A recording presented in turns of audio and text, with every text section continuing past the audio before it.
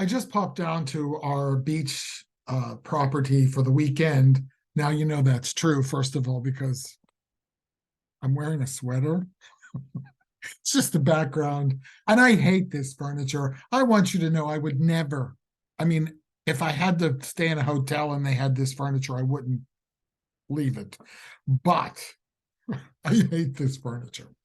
Anyway, I'm going to spend a little bit of time talking to you about values, beliefs, and behaviors. So when we're working with clients in hypnosis, it is very helpful for us to know that a behavior is often even a habitual one, but sometimes habit becomes more of the problem than what's behind the habit. But there is something behind the habit, the reason why it formed to begin with. So, and that is generally a belief. And every belief is based on some kind of value. So when we think about the development of people in life, that first 7 years, if we were to think of that as the stage of values, and I am really, I'm operating, I want to say off the cuff here. I have no basis for saying this other than my understanding of how people have habits and beliefs and values, and how they manifest and how we deal with them in hypnosis. So I want you to know I am talking off of my head, and I don't know if what I'm saying is demonstrable in science. So, and I learned this sort of structure, and I will treat you to a session when we see each other again. Our hypnosis session will be on a technique that I learned from Scott Sandland, and you'll like it. It's fun and it's effective. Not 100%, but it's effective. So we'll do that. And in any case, all right. So behaviors are manifestations, if we say this, behaviors are manifestations of beliefs. If I smoke a cigarette, for example, I believe it's going to make me feel better. It's a conscious belief. It's going to make me relax or whatever. That's a conscious belief. And so I do even if I know better, I do intellectually, I know better because I know that smoking kills, for example. When I was dealing with my diabetes, initially, gosh, it wasn't all that easy to give up sweets.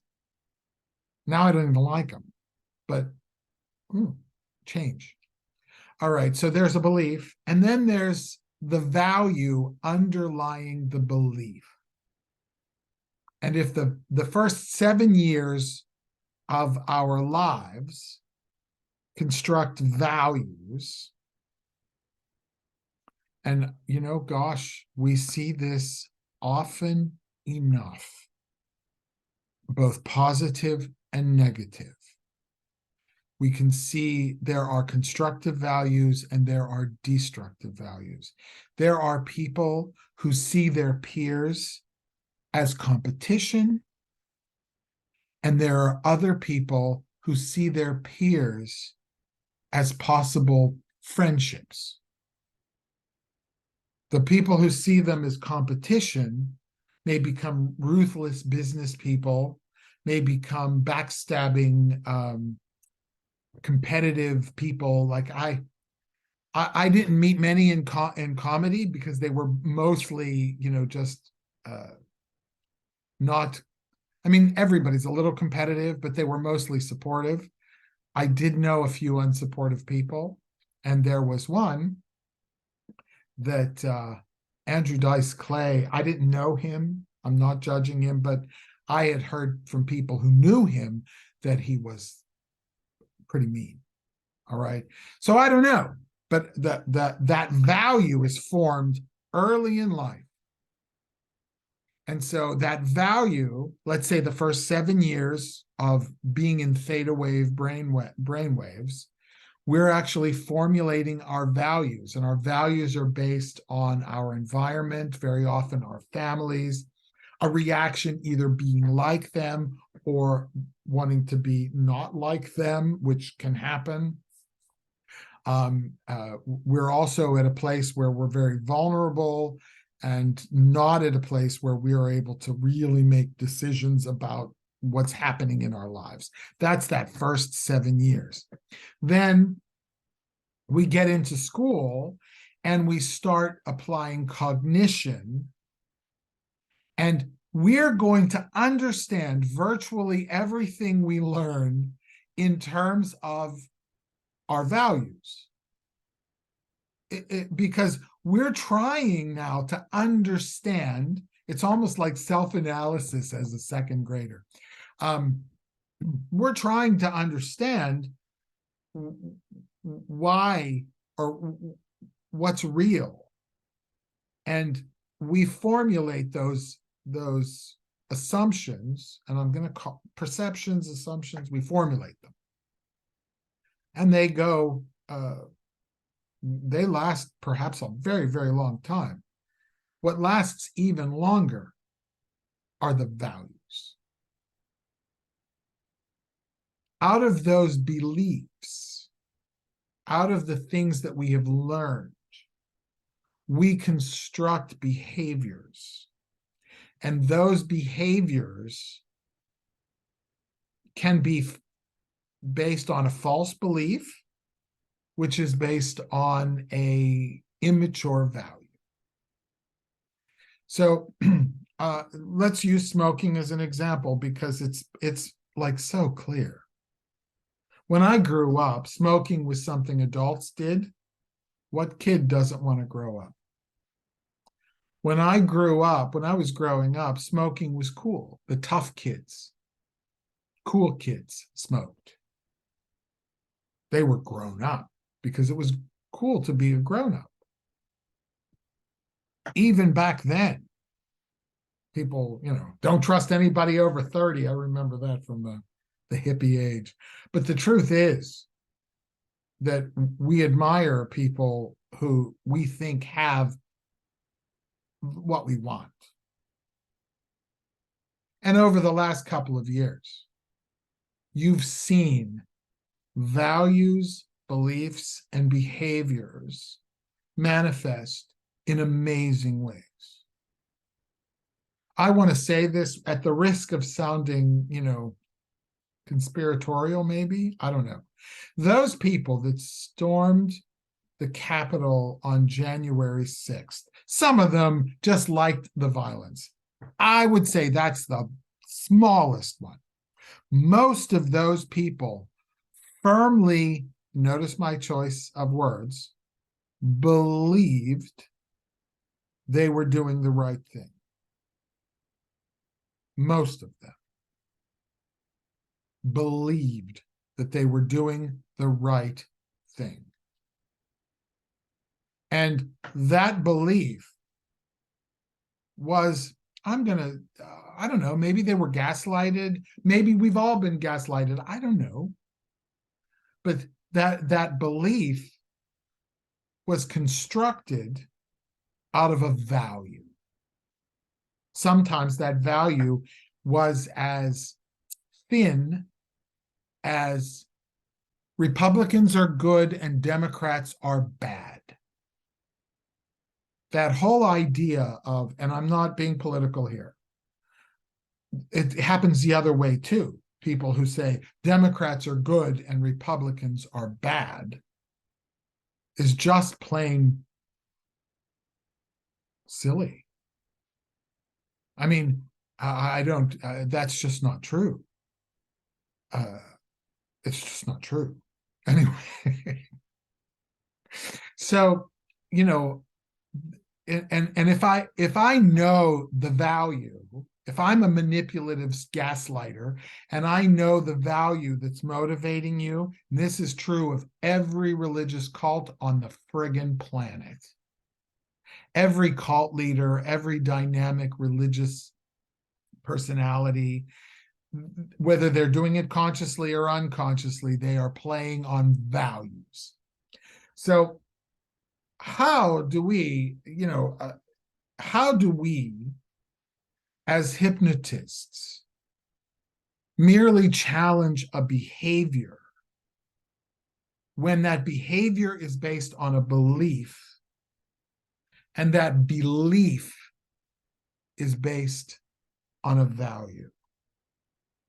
And so in hypnosis, we use the power of suggestion to access the unconscious mind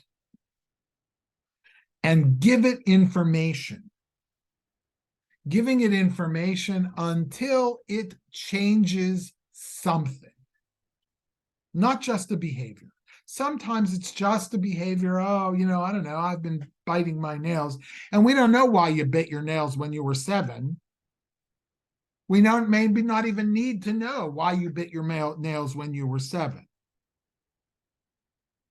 But in the case of cigarettes, you would notice, if you observed my sessions, I'd ask, why do you smoke? How old were you when you started? What was that about? Why did you do it? And that tells me something about their values. It tells me something about their personality. It tells me a lot of things. And I use that in my session to help them achieve the goal that they want. But I will tell you, one of the reasons why I don't do single session smoking cessation is that the habit might change, but the belief might not, which means they might change the habit, they might change the behavior, but because the belief exists, they'll do it again 6 months later. We might actually get to the belief. Remember, most smokers, for example, know that smoking is destructive to the body. They might not understand how, but they know that it is. It's on every pack of cigarettes. If you want me to explain that to you, ask. By the way, I can tell you how it works. But this isn't the time. And that belief, those beliefs, are based on a value. When I was a kid, this isn't me, but when I was a kid, I saw my dad smoking, and I wanted to be like my dad. When I was a kid, this is real. We thought that ring on the back of your jeans, if you chewed tobacco, if you used snuff, we thought that ring was cool. It was masculine. And they made bubble gum in one of those, that exact size can. So kids my age could walk around with that in their pockets to make that ring. And I can tell you, I knew guys who literally leaned on cement walls.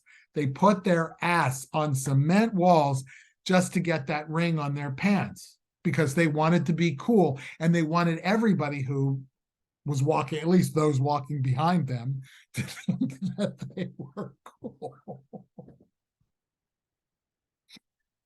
And not for nothing, there were some kids who stole a can of snuff from their dad.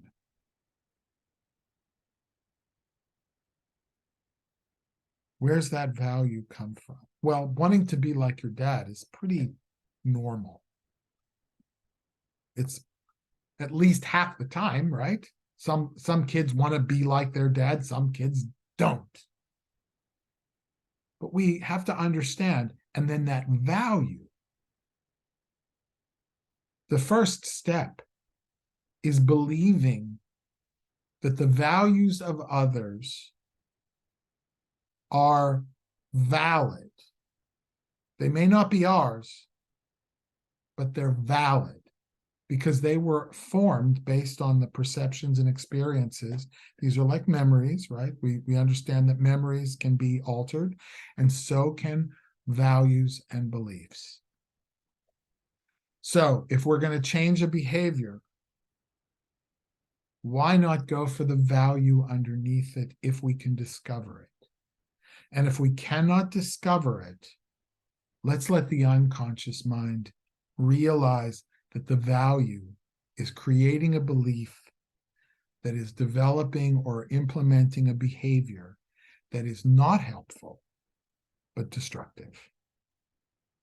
So that's my lesson for today.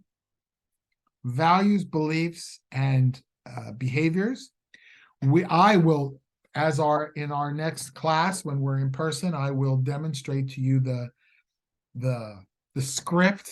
I guess I don't read it, of course, but the script that I learned from Scott Sandland about doing this, and it's a very important thing for us to understand where we're going in hypnosis. You guys are amazing. Thank you so much. See you soon.